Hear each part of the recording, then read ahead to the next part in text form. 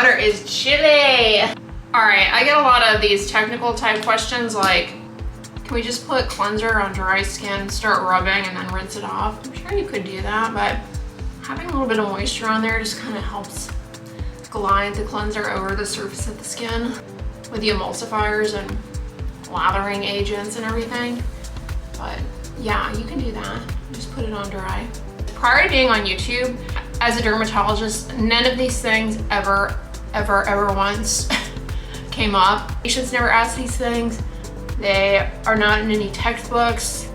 You know, there are no rules, but in my just experience, which is a consumer experience too, I mean, honestly, because there are no rules in this regard, I'm kind of just telling you my opinion that putting a little water on your face first helps generate the lather, but is it necessary? Probably not. So if somebody's making you feel bad because you don't dampen your skin before putting cleanser on, tell them to get a life. You can tell them I told you so. One thing I don't like about cleansing my face, I mean, I've complained about this to you guys before, washing my face at the sink, is I always get like drips under my chin. See, skin's still damp, but it's not like soaking or dripping. PCA, one of you guys asked me, am I gonna continue with this into the new year? I think so. What's the difference between this and the Paula's Choice Azelaic Acid Booster? This is azelaic acid, kojic acid, lactic acid, glutathione, and resorcinol, which is an antioxidant. Paula's Choice product does not have kojic acid. Instead, it has azelaic acid, licorice root, and salicylic acid. So just different ingredients. So it's normal to shed about 100 hairs a day.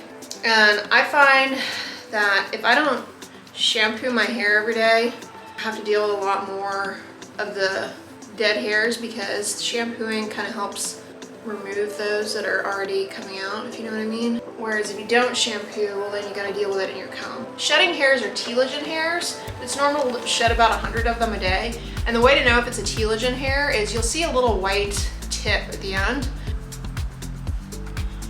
I'm gonna come in with the Isntree Hyaluronic Acid Watery Sun Gel. This is a very thin formula. Like, watch. It's just like, feels like you're putting like a toner on almost. It's really, really watery.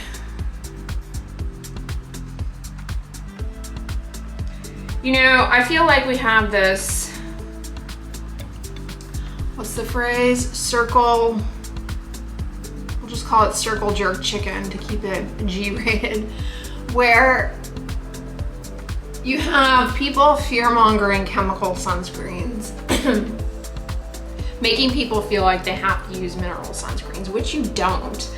You can use chemical sunscreens. They're safe, they're effective, and depending on how they're made, in many cases, they're probably even sometimes more reliable, perhaps. Yeah, you don't have to use mineral sunscreens. I mean, there's no... The best sunscreen is really boils down to the one that you're actually going to use and apply consistently and like and wear. And I mean, the mineral chemical debate,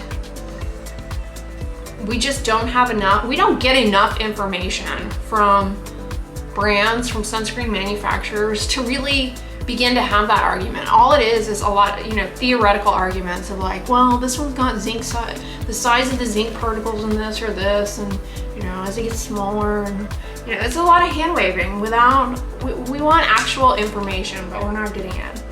They fearmonger around chemical sunscreens, which makes people kind of feel like, well, I've got to wear a mineral sunscreen. Mineral sunscreens leave a white cast, even the tinted ones. On deep skin tones, I mean, it's like really, really not fair to fearmonger chemical sunscreens because they're not something to be feared. You don't have to use mineral. I will say that when it comes to American, see, you have these arguments, but then there's nuance to it, wherein if you're talking about American sunscreens, well, then you have the issue where American chemical sunscreens, I could not be doing this right now. Well, I could, but in an hour or so, it'd be seeping into my eyes and I'd be blind as a bat. But globally, when we talk about chemical sunscreens from Europe, I mean, honestly, for people with deeper skin tones, that is where it's at. We need those kind of sunscreens here. This sunscreen, I think it kind of gives the skin a nice glow. What do you guys think? Just enough for my ears, and that is a wrap to that tube. Y'all, this new Perform coffee from Four Sigmatic, I am hooked. I love it. I just finished, I forget what the other one was called, the one with vitamin D in it. That one was pretty good. I like that one a lot too. But this Perform one, it just smells so good. So I'm probably gonna order some more of this, but I hope they carried it. Maybe they carried it at Sprouts now. Sprouts always has Four Sigmatic, I've noticed, and they also have the little travel packet so you can try it out if you don't want to commit to a whole bag. I suggest doing that actually.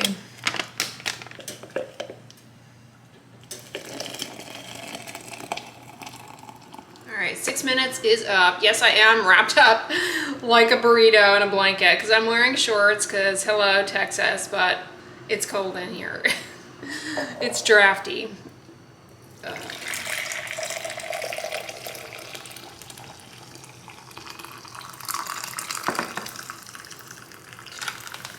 Yeah, I would actually agree with the notes on this. Chocolate and nuts. I definitely do get that with this particular coffee. I did it. I've been procrastinating it for about a week now. I pulled out the trees, plural. And contrary to what I thought and what I was talking about in last weekend's vlog, here, I'll just come over here and chat with you in the mirror.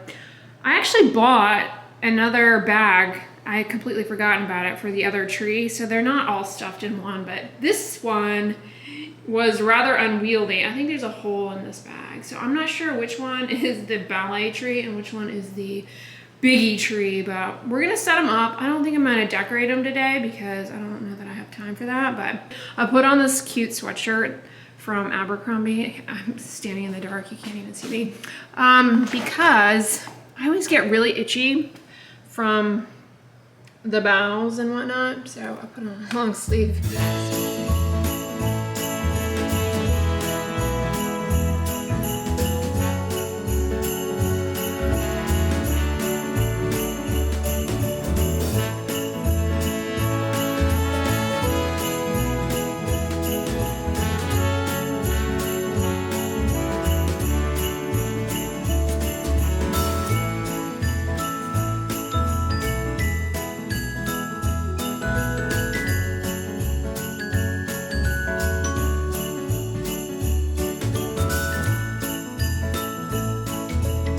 Good news, all the lights are still working. Obviously I need to fluff and duff, but I was just admiring how pretty it looks reflecting in the mirror there.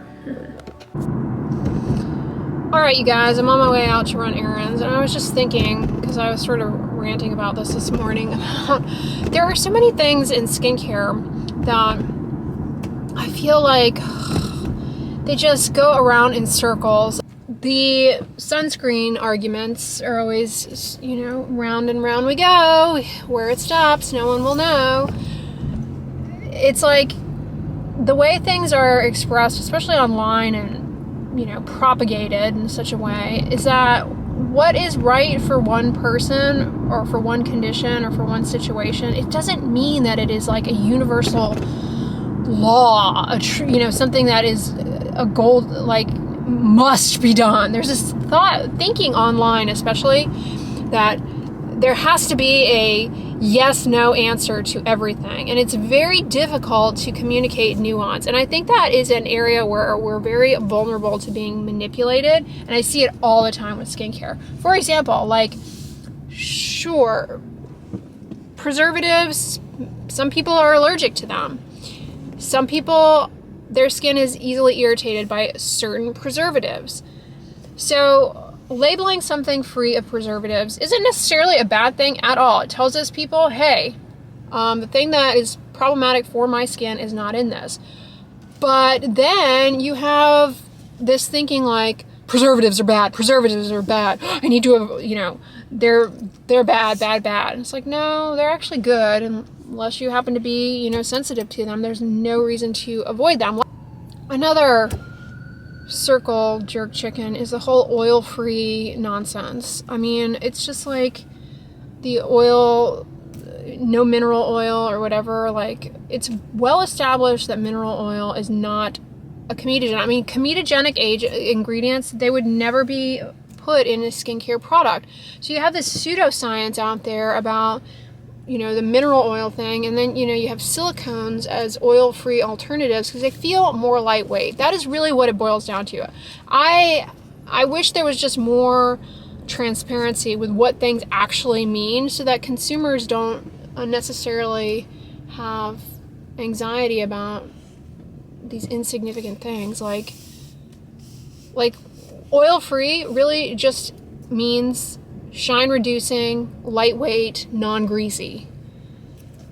That's what it means. It doesn't mean, you know, non-oil free is going to cause acne or break you out. It doesn't mean that oil free won't, you know, aggravate your acne. It means what it means, and that is shine reducing, lightweight, non-greasy. The whole non-comedogenic thing is another one where it's like, we're not rabbit ears here. Yeah. I could make a whole video on I can make a whole video on these different things. The alcohol is another one. Like alcohol in skincare products. Definitely a more than safe ingredient. And yeah, it can be drying. It can cause irritation for some people. But in a lot of products, it's very functional and useful. Like, yeah. Y'all, that carrot cake I made last weekend was so fire. I decided to go ahead and make it again, but just to make it as muffins to have throughout the week. It's really good. It's carrots, coconut, walnuts, raisins. And the mini tree is at least up. Definitely needs to be fluffed. Here, let's see if we can't remedy this gap in knowledge here. This one came from the Amazonian last year. And it weathered the year pretty well, but yeah, I like to put my nutcracker and ballet ornaments on this one. And I went ahead and set up my K-Beauty Advent calendar in here next to it. I'm so excited about cracking into this. I like opening this on the vlog, so what I'll do, what I did last year at least, I open them like each weekend. Saturday I'll do half of a week, and Sunday I'll open the other half of a week. So I'll look forward to that. It's usually pretty good. This is my third YesStyle K-Beauty Advent calendar, and the past two have been winning. Last year especially was thumbs up. Boo! Hey guys, I just got out of the shower. CeraVe to my lips, or my upper lip. Totally missed there. I wanted to update you on these celery tops that I get from Amazon. I shared these with you all in a favorites video a while ago, and I haven't spoken about them since because, I don't know, it's kind of odd to just like randomly talk about undergarments. I never really think about it.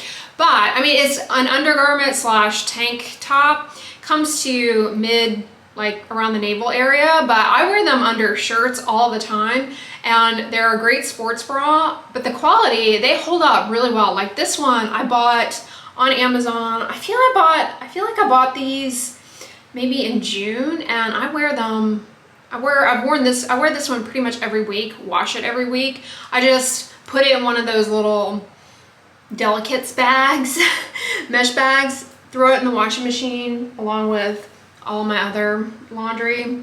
I separate out my darks and lights, but I don't really get down into like delicates unless I'm washing my silk pillowcases. I wash those by themselves. Anyways, I digress. Yeah, I wash it and then I just put it, hang it up on, I have this little octopus doodle to hang up stuff to air dry. I hang it up on that, and it actually air dries really quickly, which is saying a lot for Houston. Stuff just does not dry here at all. In fact, you hang it up and it seems like it gets wetter. I love wearing sports bras because I find that regular bras, they require more effort to source one that actually fits properly, and I don't have time for that. Sports bras, I know, like extra small, good, or small, I know they typically work just fine for me. But regular bras, again, you have to like go, I have to be fitted for them actually. I don't ever just buy them online because I will never ever get it right. And even honestly, even if it's a brand of bra that I've worn before or that I even currently own and I like reorder the same size, I swear they're like slight little differences from batch to batch of bras. And so if I don't actually try it on in store, no way. And then with the pandemic for a while there, we were not able to try stuff on in store. Anyways, all that to say, I really like this. Oh, another thing about the sports bras is they always cross back here, so it just doesn't look right with many shirts. But these are more like an actual, almost like bra strap, but a scoop neck, so it works with a lot more shirts. Did you guys notice, by the way, I painted my nails. I finally cracked into the Sally Hansen Instant Dry white nail polish when I kind of went berserk and got those Sour Patch Kids shades for Halloween. I never painted my nails white, but I went ahead and did it. But I have to tell you all, when I was painting my nails with it, I kept feeling like I was using whiteout, and that brought me back to middle school. I don't know, comment below. In middle school, was whiteout like borderline illegal contraband? Like you had to have special permission to use whiteout. You had to like go up to the teacher's desk, use the whiteout like at her desk, and then she would like take it away from you. Yeah, I had a bit of a phobia of whiteout because I mean, it was kind of like an illicit substance of the middle school years, and you had to have adult supervision to use it. That, and I feel like you need to be 18 or older to buy whiteout. Is that still a thing? Do they even still make whiteout? I mean, do people even write with utensils anymore, or is it just all yeah? Speaking of whiteout though, as I tangent on, I did always enjoy the correction tape. Now that is useful stuff. Oops. That is useful stuff right there, correction tape. But yeah, comment below on if whiteout was like a banned substance in your middle school, high school days, because it was for me. I have been alternating body moisturizers. I just greased up. I'm doing the Aquation. This was an impulse buy several weeks ago, and I'm still loving it. The Collagen Intense Moisture Cream. But I've been kind of alternating it with the Atoderm cream. These are like my body moisturizers currently. You don't need to have two like this. This is excessive, this is extra. I impulse purchased this while this was perfectly good, and so now I'm stuck with two that I'm, alternating, as I've just explained. But what I was gonna say is, not only are those really good, but last year, my moisturizer that I was really, really jiving on, and I have a copy, as if this is like a book. I have a copy of the Neutrogena Hydro Boost Overnight Hydration Cream, I think it was called. Loved that to bits. And I do have one in my stash that I bought last year and never cracked into. But I can't find it anywhere. I've looked on Walmart and it's always sold out. Do you guys think that it went out of business? Do you guys think Neutrogena stopped making it? I bet they did. I think, now that I think about it, I'm almost certain, I could be wrong, I feel like that product was like a Walmart exclusive. Have you noticed that sometimes brands are doing that now, where they'll have certain products that they release and it's only available at like Walmart or only available at Target? I hate that because, I mean, if you live in the US, chances are you have a Walmart. Although actually, here we go, tangent. It's just like you're going on the ski slopes here.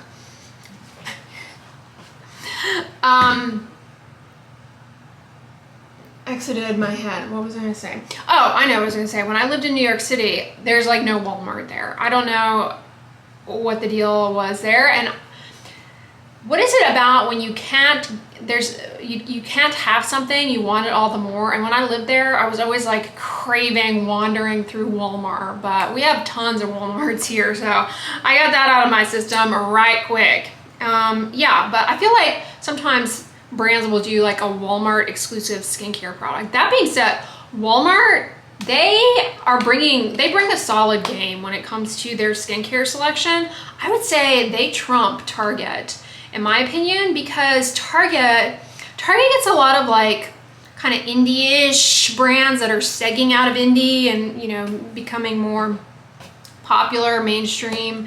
And so they get a lot of those, tend to be pricier, but Walmart gets a lot of the good drugstore brands and their new releases. And speaking of this Aquation, this was something that I could only ever find at Walmart. The Aquations, the Ceramide Cream. Now they've got these new ones, which are, I found this one and a few others at Kroger. I should have bought those other two when I found them, because some of you guys have commented that like you saw them one day in your Kroger and then the next day they were no more. So hopefully, you know, they return to our lives sometimes, because they're really good, affordable moisturizers, the Aquation brand. I think they're cruelty-free too.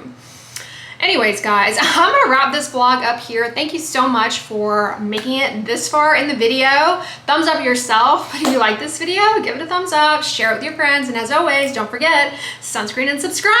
I'll talk to you guys tomorrow. Bye.